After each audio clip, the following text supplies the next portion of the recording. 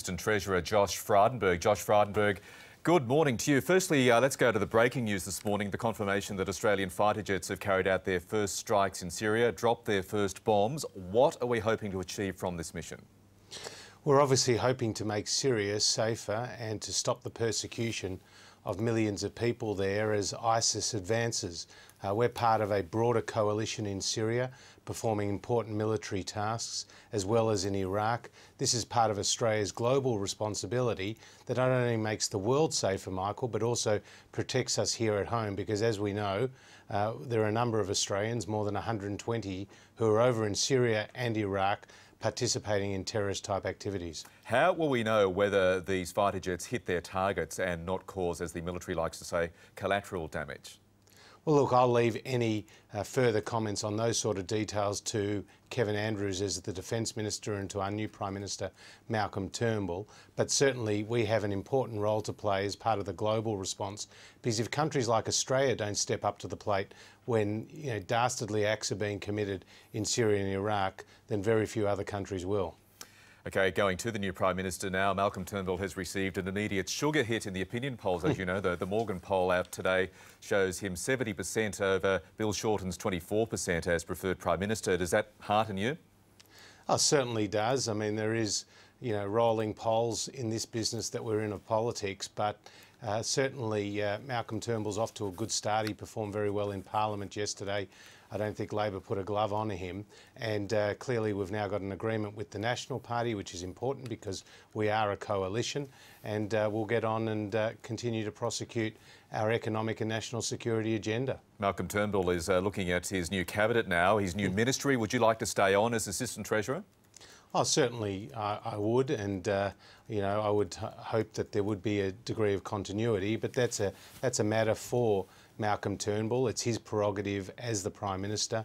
He was emphatically elected by the party room. He now has the support of all my colleagues, and we just want to ensure that Australia gets good government, that Australia gets stable government, and that, of course, we keep Bill Shorten and his union mates from the lodge. As Assistant Treasurer Josh Frydenberg, you more than others have worked very closely with the Treasurer Joe Hockey. He is your Senior Minister. Does he deserve to hold on to his job? Well, I think Joe Hockey can be very proud of what he has achieved over the last couple of years. If you look at our most recent budget, it gave the greatest stimulus to small business ever. I mean, tax rates for small business are the lowest in more than half a century. Joe Hockey played a leadership role in the G20 when Australia held that presidency last year. He's obviously overseen a great infrastructure rollout, more than $50 billion, and a very innovative asset recycling plan with the states and the territories. There are lots of other success stories that Joe Hockey can take a lot of credit for, but as for what role he continues to play, that's a matter for both him and the Prime Minister. Do you worry, though, given all those achievements you say that he has scored in the time he's been Treasurer, that he's about to be made something of a scapegoat? Look, you're asking me to hypothecate on hypotheticals, and I'm not about to do that, Michael. These are decisions for the Prime Minister, and of course he'll do that in conjunction and consultation with his ministers. Would you like to see more women in Cabinet? Certainly I think there's scope for that, and we have a lot of talented women in the outer ministry as well as in the junior parliamentary secretary ranks, indeed on the backbench. And I think it is important that we have more women in the higher echelons of our government. Let's go to this deal now that Malcolm Turnbull has struck with the Liberals' coalition partner, the Nationals. As a Liberal Minister, what do you make, firstly, of Agriculture Minister Barnaby Joyce being given control of the water portfolio? Well, as you know, Barnaby Joyce had control of the water portfolio when we were in opposition, and now, under Greg Hunt's excellent leadership in that portfolio, the Murray-Darling Basin Plan has been agreed. So there's a very significant infrastructure rollout that Greg Hunt has overseen. Now, Greg Hunt said last night he's very comfortable with this agreement, and I'm sure the responsibilities that come with the water portfolio will be very well executed by Barnaby Joyce and the Nationals. You don't see there's a conflict of interest between the Agriculture Minister holding the water portfolio as well? No, I think it makes sense. It was done there in the lead up to into the last election.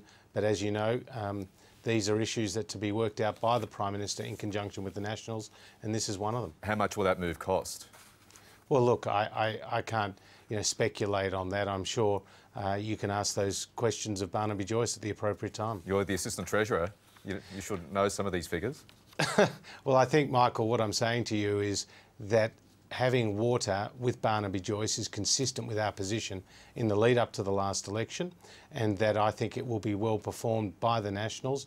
And if anything, there'll be a benefit, not a cost to the Australian people, because obviously agriculture and water have a number of synergies. Under the deal, the Prime Minister is going to look at giving small businesses greater protection from the misuse of market power by big companies like the big supermarket chains. Is that a good view?